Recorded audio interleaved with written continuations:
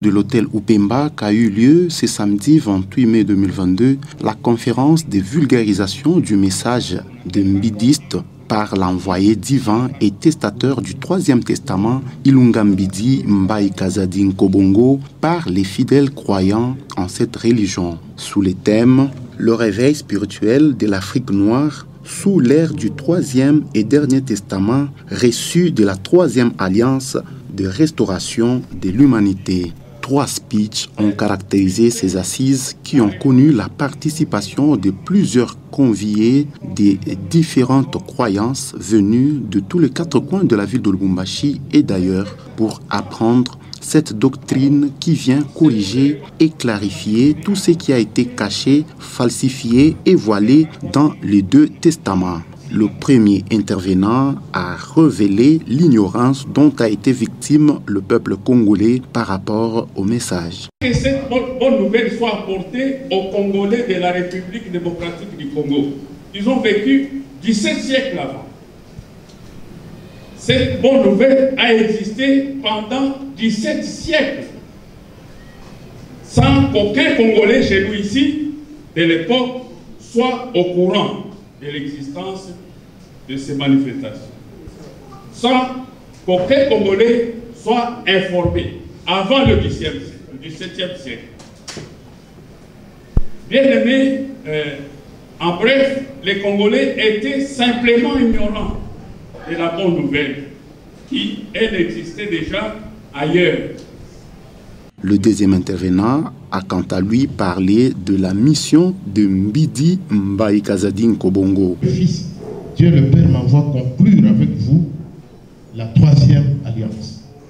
Du coup, il se tourne vers le côté soleil levant. Il lui dit de regarder. Au moment qu'il s'est mis à regarder, il a constaté un arc-en-ciel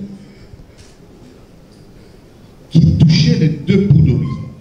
Et pendant ce temps, il a commencé à lui citer les 12 lois de Dieu et les 12 injonctions, une par une.